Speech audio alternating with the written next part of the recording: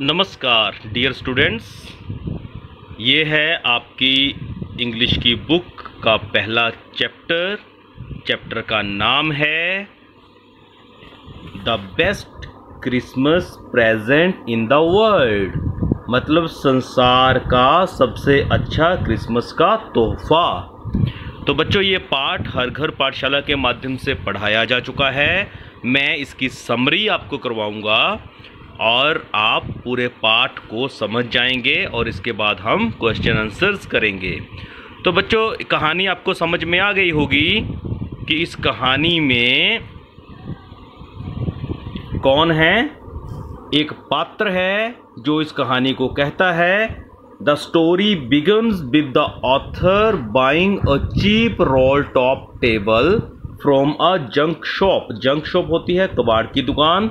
यहाँ से जो ऑथर है जो इस कहानी को सुना रहा है, उसने एक सस्ता रोल टॉप मतलब ऊपर से गोल टॉप वाला एक मेज खरीदा है।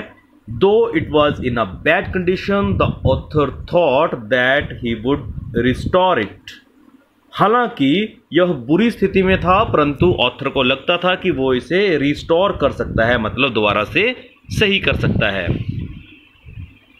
On Christmas eve he started to repair it. और क्रिसमस की शाम को उसने क्या किया? He started to repair it. The table was of the 19th century. 19वीं सदी का टेबल था, मतलब काफी पुराना था। एंड वाज मेड ऑफ ऑक। और ये ऑक वृक्ष की लकड़ी से बना हुआ था। The drawers were badly damage due to fire and water. क्योंकि काफ़ी पुराने समय से रखा था, तो उसकी जो ड्रॉर्स होती हैं वो क्या हो गई थी? डैमेज, मतलब नष्ट हो गई थी। किसकी वजह से? ड्यू टू फायर, आग और पानी की वजह से। And the author pulled out the last drawer. जब ऑथर ने उसकी उन ड्रॉर्स को खोला, जब अंतिम ड्रॉर खोली, he found a secret space there. उसे वहाँ पे एक खुफिया जगह, मतलब एक ऐसी जगह मिली जहाँ पे किसी का ध्यान नहीं गया होगा। In that secret space was a small tin box. वहाँ पे क्या मिला उसे? एक टिन का बॉक्स मिला। और on the top of that box it was written Jim's last letter received January 25, 1915। जनवरी 25 जनवरी 1915 को ये लेटर मिला था और उस लेटर के ऊपर लिखा था जिम्स लास्ट लेटर, मतलब जिम का अंतिम पत्र। और कुछ और भी लिखा था, to be buried with me when the time comes. Bury होता है दफनाना। जो ईसाई धर्म के लोग हैं या मुस्लिम धर्म के लोग हैं, उनको मृत्यु के बाद दफनाया जाता है। आपने फिल्मों में देखा होगा या अपने आसपास देखा होगा। तो बच्चों, उसमें लिखा था कि इसे टू बी बरीड, मेरे साथ ही दफनाया जाए, व्हेन द टाइम कम, जब वो समय आए। Inside the tin box was an envelope with the address written on it. और उस एनवेल्प के अंदर क्या था? एक लेटर। उस टिन बॉक्स के अंदर एक एनवेल्प था और उस पर एड्रेस लिखा था Mrs gym McPherson, 12 copper witches Bridport. मतलब ब्रिडपोर्ट जगह में 12 कॉपर विचेस पर ये मिसेस जिम मैकफरसन रहती थी, उसके लिए ये लेटर था। The date on the envelope was December 26, 1914। मतलब देखो, लेटर मिला कब, रिसीव्ड कब हुआ था? 25 जनवरी 1915 को, और ये डाला गया था 26 दिसंबर 1914 को। और क्रिसमस कौन से दिवस पे आती है? यस, 25 दिसंबर। तो मतलब क्रिसमस के अगले दिन ये लिखा गया था, परंतु मिला एक महीना बाद में। अब ऑथर ने उस लेटर को पढ़ना शुरू किया। उसमें क्या मिला उसे? The author began to read the letter. It was written by Jim McPherson. ये मिसेस जिम मैकफरसन, मतलब ये मिस्टर जिम मैकफरसन की वाइफ होगी। और ये कैप्टन थे इंग्लिश आर्मी के, और उन्होंने टू हिज वाइफ कॉनी, मतलब ये जो मिसेस जिम मैकफरसन हैं उसकी वाइफ का नाम, उसका नाम है Connie. He had narrated a beautiful incident that took place on the battlefield on the Christmas day. उन्होंने उसमें क्या लिखा था? एक बहुत ही सुंदर दृश्य लिखा था, सुंदर एक घटना लिखी थी जो क्रिसमस डे वाले दिन वहाँ बैटलफील्ड में, युद्ध के मैदान में हुई थी।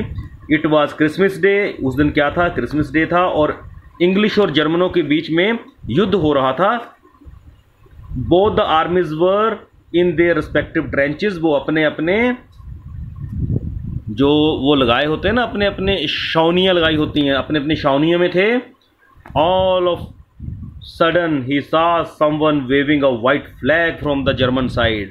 अचानक जो इंग्लिश वाले थे, इंग्लिश आर्मी थी जो, जिसमें जिम मैकफरसन भी था, उन्होंने देखा कि सामने जर्मन वालों ने क्या किया, वाइट फ्लैग्स लहराने शुरू कर दिए। He heard German soldiers wishing them merry Christmas. तो जो जर्मन के सोल्जर थे, सैनिक, उनको मैरी क्रिसमस कह रहे थे, मतलब बधाई दे रहे थे। Some of English soldier were wished them the same. तो जो इंग्लिश सोल्जर थे उन्होंने भी सेम चीज़ उनको बोली, क्या बोला, मैरी क्रिसमस। सरप्राइजिंगली दे सा German soldiers moving towards them which alarmed captain McPherson. तो ये जो जिम मैकफरसन था ये कैप्टन था, तो बोला जर्मन सोल्जर अचानक से हमारी तरफ आने लगे, जिससे हम अलार्म हो गए, मतलब सचेत हो गए। He thought it could be a trick, उन्होंने सोचा ये कोई चाल होगी। But the German soldiers brought canned meat and wine, वो कैनों में मीट और वाइन लेके आ रहे थे, मतलब ऐसा लग रहा था कुछ सेलिब्रेट करने के लिए आ रहे थे। हालांकि दोनों आर्मीज एक दूसरे की दुश्मन थी। The soldiers were hugging and wishing each other, तो पर क्रिसमस के दिन वो एक दूसरे को विश कर रहे थे, हग कर रहे थे। Hans Wolf the German officer shook hand with McPherson, McPherson के साथ जर्मन सोल्जर ने, जो उनका ऑफिसर था हैंस वॉल्फ, उसने हाथ मिलाया। Wolf told him that he was from Dusseldorf, वो डजलडॉर्फ से था, और चेस्टा में, ऑर्केस्ट्रा जैसे एक जो गायन म्यूज़िक ग्रुप समझ लीजिए आप, वहाँ पे सीलो प्ले करता था, मतलब एक वाद्य यंत्र चलाता था। और मैकफरसन ने भी उसे बताया कि वो डॉर्सेट से है and was a school teacher, वो स्कूल टीचर था। Hans Wolf told him that he knew English and Thomas Hardy is his favourite writer. एक इंग्लिश राइटर है थॉमस हार्डी, तो उसको वो जर्मन हैंस वॉल्फ पढ़ता था, वो इंग्लिश जानता था। हालांकि वो जर्मन था, वहाँ पे जर्मन भाषा बोली जाती है, और दोनों आर्मीज एक दूसरे की शत्रु थी, परंतु आज के दिन इकट्ठी हो गई हैं और क्रिसमस सेलिब्रेट कर रही हैं। फिर उन्होंने क्या किया, the soldiers played football together. After the match all of them enjoyed the food and drinks, और मैच के बाद उन्होंने फूड और ड्रिंक्स को एंजॉय किया। After all this they parted back to their trenches unwillingly, unwillingly मतलब उनकी इच्छा नहीं थी, परंतु फिर भी उन्हें अपने अपने ट्रेंचेस में लौटना पड़ा। Later at night both the army saying carols for a while, मतलब जो क्रिसमस के गाने हैं वो उन्होंने एक दूसरे के लिए गाए अपने अपने ट्रेंचेस से, और उसके बाद देयर वाज अ साइलेंस, और उसके बाद एकदम शांति हो गई। He wrote all this memories are a treasure for his life time, उसने लिखा ये जो मेमोरीज हैं, यादाश्त ये जो बनी, ये जो यादगार लम्हे हमने बताए, ये पूरी ज़िंदगी के लिए मेरा सबसे बड़ा खजाना है। And hope that the war will and soon, और हम उम्मीद करते हैं कि ये जो वार है ये जल्दी ही ख़त्म हो जाएगी। यहाँ पे लेटर भी ख़त्म हो गया। अब ये तो वो ऑथर पढ़ रहा है ना जिसने मेज खरीदा है। After reading the letter the author decided to return the letter to Mrs McPherson. अब लेटर पढ़ने के बाद उसने क्या डिसाइड किया कि वो इस लेटर को मिसेस मैकफरसन को लौटा के आएगा। He went to her house in Bridport, Dorset। ये एड्रेस उसे कहाँ से मिला, उस एनवेल्प के ऊपर लिखा हुआ था। And found that it was burned, और उसे पता चला कि हाउस जल गया था, और मिसेस मैकफरसन 101 ईयर्स ओल्ड, मतलब 101 ईयर्स ओल्ड हो गई है वो, was inside the house at the time of fire. वो फायर जब लगी तो वो अंदर ही थी। The author comes to know that Mrs McPherson is in a nursing home. Author को क्या पता चला कि मिसेस मैकफरसन कहाँ है, yes, in the nursing home. He finds her sitting on a chair, वो उसको मिलने चला गया तो वहाँ एक चेयर पे बैठी थी।